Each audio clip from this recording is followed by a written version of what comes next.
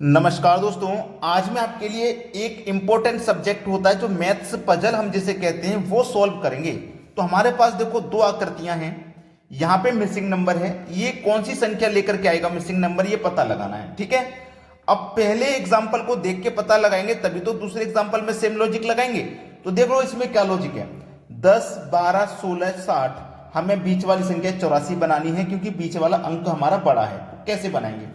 हमारी देखो ये जो ऊपर वाली संख्या है दोनों दोनों का हम क्या करते हैं, स्क्वायर करते हैं। देखो 10 का स्क्वायर करूंगा मैं, 10 का मैं अगर स्क्वायर करूंगा तो कितना हो जाएगा, 100 हो जाएगा।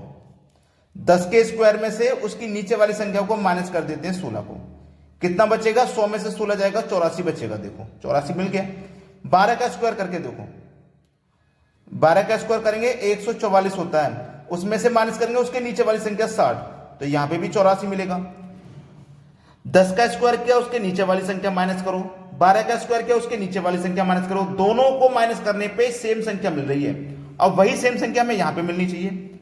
ये क्या है हमारे पास 9, तो 9 का स्क्वायर करो, 9 का स्क्वायर 81, उसमें से क्या करेंगे, उसके नीचे वाली संख्या माइनस करेंगे, मतलब 13 को माइनस करेंगे। 81 में से जब 13 जाएगा तो कितना बचेगा भैया, 68 बचेगा, जो कि हमें दिया गया। अब यहां पे कौन सी संख्या आएगी, उसमें से हम 53 को अगर माइनस करेंगे, इसका वर्ग करके 53 को माइनस करेंगे तो 68 आ जाए। हमें नहीं पता कौन सी आएगी तो हम x मान लेते हैं कि हम x का वर्ग करेंगे। ठीक है, x का वर्ग करेंगे, फिर x का जो भी वर्ग होगा उसमें से हम माइनस करेंगे कितना, 53 को। x का जो भी वर्ग होगा उसमें से हम माइनस करेंगे 53 को और फिर हमारा आंसर आ जाएगा 68। यही तो सवाल है। तो एक्स स्क्वायर बराबर 68, ये माइनस का 53 बराबर के इधर जाके प्लस का 53। ठीक है, अब देखो 68 और 53 को जोड़ो, 8 5 13 का 3 हासिल लगा 1। ठीक है, और 6 और 5 11 और हासिल का 1 12, 8 और 3 11, 11 आएगा, सॉरी 8 और 3 11 का 1, इसको हटाओ, 8 और 3 11 का 1 हासिल लगा 1, 6 5 11 हासिल का 1 12, 121 हो गया। अब ये जो 121 है ना, किसका स्क्वायर होता है, 11 का स्क्वायर होता है। 11 का स्क्वायर करोगे आप तो आपको 121 मिलेगा। तो इसका मतलब यहाँ पे कौन सी संख्या आएगी, यहाँ पे जो संख्या आएगी वो होगी 11। ये हमारे सवाल का सही जवाब है 11। ठीक है, अब देखते हैं अगला प्रश्न। अगला प्रश्न है, इस प्रश्न में देखो मिसिंग नंबर यहाँ पे है, लेकिन पहले हम इस वाली आकृति को सॉल्व करेंगे तभी तो इस वाली आकृति को सॉल्व कर पाएंगे। पहले यहाँ पे देखो, यहाँ पे क्या लॉजिक हो रहा है आपका, उसे चेक करिए। देखिएगा मेरे पास ये 12 है और मेरे पास ये 3 है, तो मैं इस 12 को लिखता हूं प्लस इस 3 का स्क्वायर करता हूं, 3 का स्क्वायर करता हूं तो 3 का स्क्वायर 9, 12 और 9 को मैं जोड़ूंगा तो कितना बन जाएगा, 21, यानी कि ऊपर वाली संख्या मुझे 21 बन गई। ऐसे यहां पे मेरा कितना है 6, प्लस इसमें भी मैं 3 का स्क्वायर जोड़ू मतलब 9, तो 6 और 9 15, देखो ऊपर वाली संख्या बन गई 15। तो बीच वाली संख्या का स्क्वायर करके जोड़ रहे हैं हम इसमें भी और इसमें भी। अब यहां पे पहले इसमें जोड़ लो, 4 में जोड़ लो, 4 लिखूंगा, 5 का स्क्वायर करके जोड़ूंगा तो 5 का स्क्वायर करूंगा कितना होता है 25, तो ये कितना हो जाएगा भैया 29 हो जाएगा। देखो 29 मेरा दिया गया है। ठीक है, अब यहां पे मैं कोई एक संख्या लूंगा, उसमें 5 का स्क्वायर जोड़ूंगा तो 36 आना चाहिए, तो 5 का स्क्वायर 25 हो गया। अब 36 बनाने के लिए मैं यहां कितना जोड़ू भाई, 36 बनाने के लिए मैं कितना जोड़ू, 11 जोड़ूंगा, तो इसका मतलब यहां पे क्वेश्चन मार्क का मान 11 हो जाएगा। 5 का स्क्वायर 25 हो जाएगा और 11 और 25 को जोड़ो तो 36 हो जाएगा, ये 36 मिल जाएगा। तो इसका मतलब यहां पे जो संख्या आएगी वो मेरी 11 होगी, ये हमारा आंसर हो जाएगा। अब देखते हैं अगला सवाल। अगला प्रश्न है, इस सिमेट्री में आप देखोगे क्वेश्चन मार्क तो आपको मिल जाएगा, ये रहा, ये कॉर्नर पे क्वेश्चन मार्क है। कॉर्नर पे जो होता है या तो प्रश्नों को आप ऐसे सॉल्व करते हो, ऐसे, या फिर ऐसे सॉल्व करते हो। ठीक है, तो इस प्रश्न में ऐसा नहीं है कि आप पता लगा लो, क्योंकि बड़ी संख्या नहीं दी गई, तो हम प्रश्नों को चलिए ऐसे ही सॉल्व करते हैं। 5 2 3 7, सबसे पहले मैं क्या करता हूं, ध्यान देना, इस 5 में से इस 2 को माइनस कर देता हूं। 5 में से 2 को मैंने माइनस कर दिया तो 5 में से 2 गया 3 आ गया, यानी कि अगली संख्या आ गई।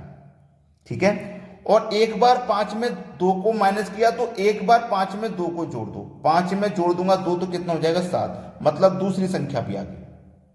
ठीक है, पहले माइनस करो फिर प्लस करो, तो पहले माइनस करते हैं, 6 में से 3 माइनस कर देंगे तो 3 बचेगा, देखो पहली संख्या मिल गई।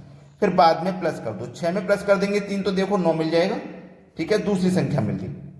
आगे बिल्कुल ऐसे करिए, पहले माइनस, 4 में से जाएगा 1 तो 3, बिल्कुल सही है, मिल गई संख्या। फिर प्लस कर दो, 4 में जोड़ेंगे 1 तो देखो 5 मिल जाएगा। 8 में से 1 को माइनस कर दो, पहले तो 7 आ जाएगा, 8 में जोड़ देंगे 1 तो कितना आ जाएगा 9, मतलब 9 हमारे इस सवाल का ना बिल्कुल सही जवाब है। ठीक है, सभी को समझ में आ गया। अब देखते हैं अगला सवाल।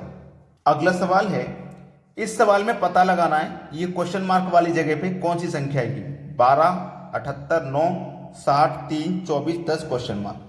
ठीक है, अब देखो यहां पे हम पता लगाएंगे कौन सी संख्या आएगी। तो ये जो नीचे वाली संख्या है ना 78, इसको लेता हूं मैं और इसमें 6 से डिवाइड करता हूं, तो कितनी बार में डिवाइड हो जाएगा, 13 छिंग 78, 13 बार में डिवाइड हो जाएगा। ठीक है, 13 बार में डिवाइड हो जाएगा, लेकिन मुझे चाहिए 12, तो 13 में से अगर मैं 1 माइनस कर दूंगा तो 12 मिल जाएगा। देखो 12 मिल गया। ऐसे ही नीचे वाली संख्या मैं फिर से लेता हूं 60, यहां 6 से डिवाइड किया था, यहां भी 6 से डिवाइड कर देता हूं, 10 बार में डिवाइड हो जाएगा। डिवाइड में से 1 माइनस किया था, यहां भी 1 माइनस कर दो, तो 10 में से 1 माइनस कर देंगे 9 आ जाएगा। देखो 9 मिल गया। अब यहां पे देखो 24 है, यहां 6 से डिवाइड किया, यहां 6 से किया, तो यहां भी 6 से करो, 6 चौको 24, 4 बार में गया। फिर यहां पे भी 1 माइनस कर दो तो 3 आ जाएगा। देखो 3 मिल गया। अब यहां पे मैं कौन सी संख्या लूं जिसमें 6 से डिवाइड करने पे माइनस आपका 1 करने पे 10 आ जाए। कौन सी संख्या लूं, हमें नहीं पता कौन सी संख्या लेनी है। हमें पता है क्या, नहीं पता।